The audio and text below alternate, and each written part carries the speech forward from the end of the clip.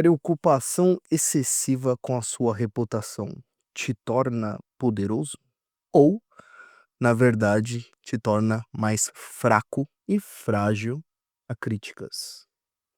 Bom, essa é uma das 48 leis do poder, que buscar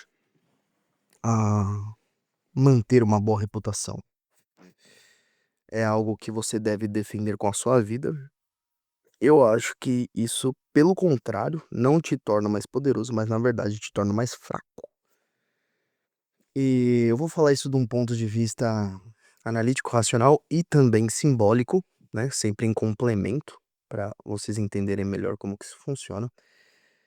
Existe um livro chamado Os 48 Leis do Poder, que é um livro que fala sobre manter, né, a influência social, afinal o poder não é propriamente dinheiro, mas é conseguir fazer que as pessoas façam aquilo que você quer, né. Então o poder muitas vezes é silencioso e não físico propriamente dito, né. E como que você se preocupar excessivamente com a sua reputação te torna fraco propriamente, né.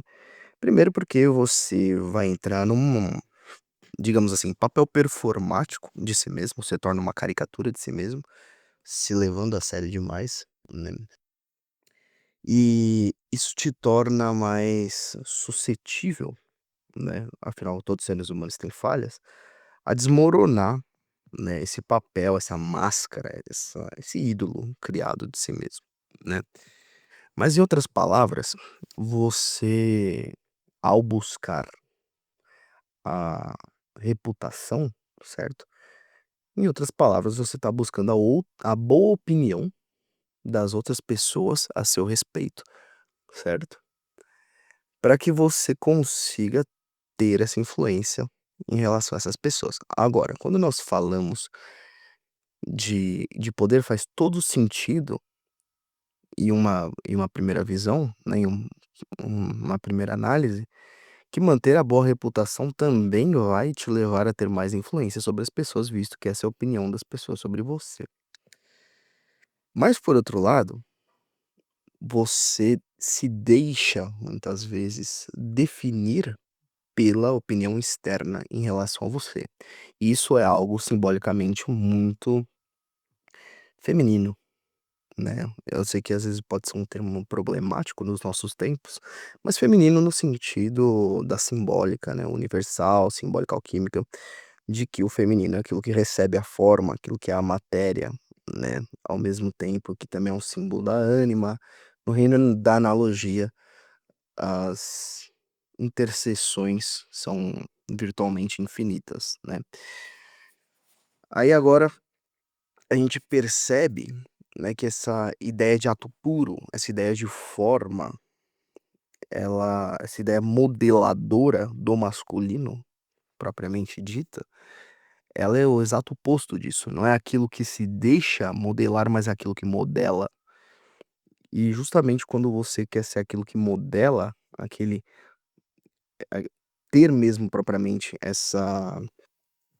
esse ato poderoso, né, de ser ato puro, né, ato puro mesmo só Deus, né, mas justamente de modelar, inclusive tendo essa influência entre as outras pessoas, você não pode tomar como um valor máximo, tal como fala no livro, querer se adaptar à opinião dos outros, porque aí você deixa de ser líder e passa a ser seguidor, basicamente, né.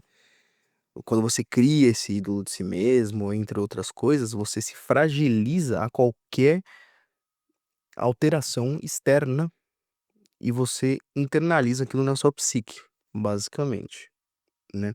Que também entra em contradição com outra lei do poder, que é justamente essa excentricidade para atrair a atenção das pessoas, né. Então quando a gente fala de força, isso também requer uma força interior, né. Enfim, existem outros valores, principalmente filosóficos daquele livro que divergem, né, bastante dos valores filosóficos que eu descobri, né, ao longo dos estudos mais elevados, né, não estudos de livro de eu chamo de livro de autoajuda de uma maneira até depreciativa, né, mas esses livros, de autores modernos que não têm uma envergadura filosófica propriamente dita, né. Então só um momento, guys. Mas no geral, esse livro ele acaba sendo muitas vezes parece que tá ensinando um comportamento narcisista, né, com exceção eu vou dizer que 70% do livro não é assim, mas ele leva a coisa para um lado, às vezes, de manipulação, que é maligno propriamente dito, né. E tem aquele famoso ensinamento de Jesus, que o povo de Deus, ele não pode ser sonso, né. Ele deve possuir essa, digamos assim, malandragem, para não dizer malícia propriamente, né. E essa malandragem vem de você conhecer o mal. Afinal, né, nós já somos maculados pelo pecado original, do conhecimento do bem e do mal, e buscar o bem, apesar disso, tendo ciência do mal e aprendendo, muitas vezes por experiência, não por teoria, a lidar com o mal, né, propriamente. Então, o poder ele não é um fim em si mesmo, afinal de contas, o poder também é um meio para um fim, tanto poder de compra, poder de mobilizar pessoas propriamente, que é a essência do poder, dentre outras coisas, né. O dinheiro ele pode trazer poder, mas ele só é poder à medida em que você consegue fazer as pessoas fazerem as coisas para você, né.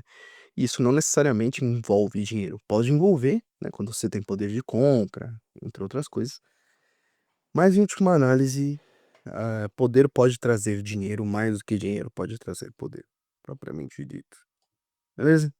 Espero que eu tenha gerado uma semente de uma reflexão. Forte abraço, fiquem todos com Deus e teremos aí novidades no canal. Vou precisar da ajuda de vocês para dar um possível rebranding para os canais secundários, mas fiquem atentos para mais atualizações.